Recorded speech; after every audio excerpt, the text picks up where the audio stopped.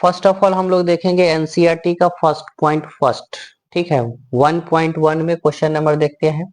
देखिए आपको यहाँ पे लिखा गया है निम्नलिखित संख्याओं का एचसीएफ ज्ञात करें यूक्लिड विभाजन एल्गोरिथम के द्वारा। कौन विधि से निकालना है? यूक्लिड विभाजन एल्गोरिथम के द्वारा मौसो निकालना है, ठीक है। यूक्लिड विभाजन एल्गोरिथम के द्वारा, देखिए यूक्लिड विभाजन एल्गोरिथम का के द्वारा मौसो ज्ञात करना है। इस टाइप का आपको 2 मार्क्स का एक क्वेश्चन हर साल देखने को मिलता है, ठीक है। तो इस टाइप का क्वेश्चन हर बच्चा को आना चाहिए ताकि 2 मार्क्स आप लोग को नहीं छूटे, ठीक है। तो इसका बेसिक कॉन्सेप्ट क्या है? तो चलिए बेसिक कॉन्सेप्ट हम लोग थोड़ा जान लेते हैं इसके बारे में। यूक्लिड विभाजन एल्गोरिथम के द्वारा जब भी कहता है एचसीएफ निकालने के लिए, तो उसका बेसिक जो कॉन्सेप्ट होता है वह क्या होता है? हमेशा दो ही संख्या के लिए वैलिड होता है, ठीक है। कितने संख्या के लिए वैलिड होता है? दो संख्या के लिए वैलिड होता है। और वह संख्या क्या होता है? फॉर्मूला।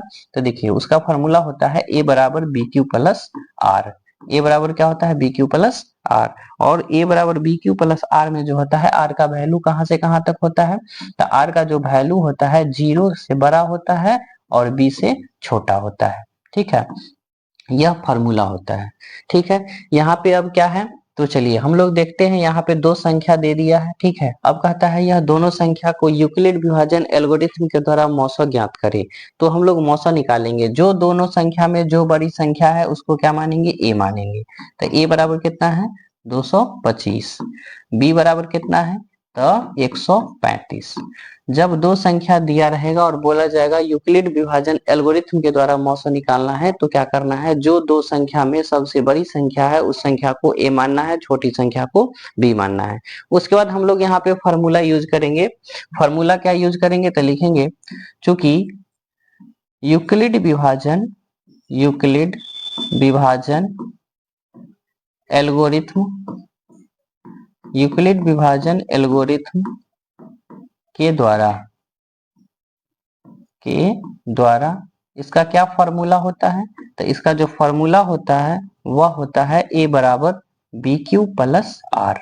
और आर का वैल्यू कहां से कहां तक होता है? या तो 0 या 0 से बड़ा होता है और बी से छोटा होता है। ये फॉर्मूला होता है, ठीक है। तो इस तरह से हम लोग फॉर्मूला को क्या करेंगे?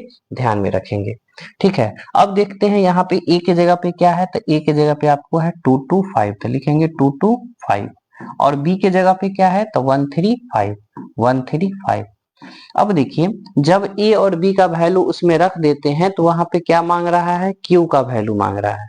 क्यू का मतलब क्या होता है? तो भागफल होता है। अब भागफल कहां से आएगा? तो भागफल जब भी हम किसी संख्या से किसी संख्या में भाग देते हैं, छोटी संख्या से बड़ी संख्या में भाग देते हैं, तो हमको भागफल प्राप्त होता है और शेषफल प्राप्त होता है। तो यहाँ पे क्या है? दो संख्या दिया हुआ है, दो संख्या यहाँ पे ऑलरेडी दिया हुआ है। तो क्या करना है? छोटी संख्या से बड़ी संख्या में हमको डिवाइड लगाना है, ठीक है। तो छोटी संख्या से बड़ी संख्या में जब हम डिवाइड लगाते हैं तो कुछ ना कुछ हमको क्या मिलता है? भागफल मिलता है। भागफल मिलने के बाद क्या मिलता है? शेषफल मिलता है, ठीक है। तो चलिए यहाँ पे हमको देख रहे हैं कितना से? तो 1 से लगेगा, तो 135 यहाँ पे होगा। अब इसको क्या करना है? माइनस, तो क्या हो गया? 0। यहाँ पे क्या हो गया? तो 9 हो गया, ये मैं कैंसिल हो गया। तो अब देखिए जब हम डिवाइड लगाए हैं तो हमको भागफल क्या प्राप्त हुआ है? तो 1 प्राप्त हुआ है। तो वही भागफल यहाँ पे क्यू के जगह पे हम लोग 1 रखेंगे। और उसके बाद शेषफल कितना प्राप्त हुआ? तो 90 प्राप्त हुआ है।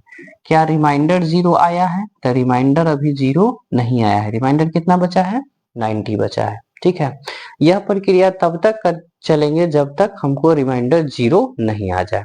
चलिए दूसरा स्टेप में हम लोग देखते हैं। जो जितना रिमाइंडर बचता है उस रिमाइंडर से फिर से यह भाजक में हमको डिवाइड लगाना है, ठीक है। चलिए अब देखिए 90 से अगर हम उसमें लगाते हैं तो कितना बार में लगेगा? एक बार में लगेगा। दो बार में क्या होता है? 180 हो जाता है, ज्यादा हो जाता है। तो कितना बार में? 1 बार में 90 होगा। तो यहाँ पे माइनस करेंगे तो 5 और यहाँ पे माइनस करेंगे तो 4। आपको कितना हो गया? तो देखिए हमको यहाँ पे कितना में लगाए थे? 225 में लगाए थे। तो यहाँ पे देखिए 225 लिखा हुआ है। अब यहाँ पे हम कितना में लगाए हैं? तो यहाँ पे हम लगाए हैं 135 में। तो क्या लिखेंगे यहाँ पे? 135। ध्यान में रखने के लिए आप आसानी से याद कर सकते हैं जो यहाँ पे जो आएगा वही चीज उठ के यहाँ पे आ जाएगा, ठीक है। अब 135 में हमको कितना से लगाए हैं, तो 90 से लगाए हैं, भागफल कितना आया, तो 1 आया। तो देखिए इसको बोलते हैं बी, इसको बोलते हैं ए, इसको बोलते हैं क्यू, इसको बोलते हैं आर। तो क्या बन गया, यहां से बन गया आपको ए बराबर बी क्यू, तो बी के जगह पर 90, तो कितना लिखेंगे यहाँ पर 90 इंटू 1 प्लस रिमाइंडर कितना बचा 45, तो यहाँ पे लिखेंगे 45। अभी भी बताइए क्या शेषफल 0 आया है, शेषफल अभी 0 नहीं आया है। चलिए इसके आगे फिर से अब हम चलते हैं।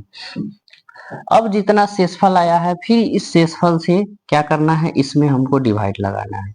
कितना हो गया, तो यहाँ पे 2 बार में पूरा पूरा क्या हो गया, कैंसिल हो गया। ठीक है, तो अब देखिए यहाँ पर वाला जो 90 है, यह 90 कहाँ चलाएगा, यहाँ आ गया। अब फिर से लगाना है हमको, तो देखिए 90 में जब हम डिवाइड लगाए हैं कितना हुआ 45 इंटू 2 यानी 45 गुने 2, तो क्या लिखेंगे यहाँ पे 45 गुने 2। अब रिमाइंडर कितना बचा यहाँ पर, तो 0 बचा है, तो रिमाइंडर 0।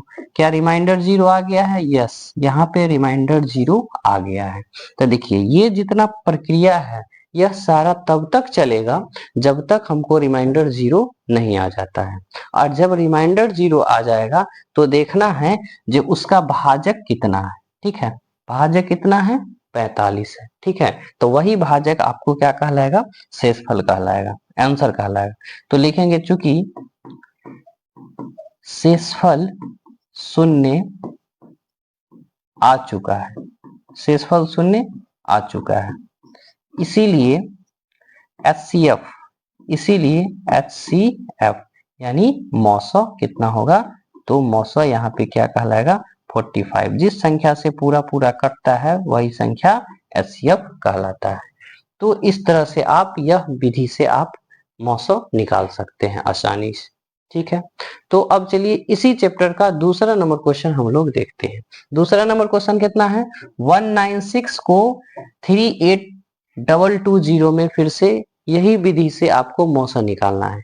तो आप इसी तरह से आप यह दोनों क्वेश्चन को आप बना के दिखाइएगा। ठीक है, आप लोग अगर नहीं बनता है तो आप कमेंट कीजिएगा, जो सर नहीं बना है फिर से बता दीजिए, तो यह दोनों क्वेश्चन को फिर से हम करा देंगे। ठीक है, तो होमवर्क में आप लोग के लिए यह रहेगा, दोनों क्वेश्चन को डील करके आना है। ठीक है।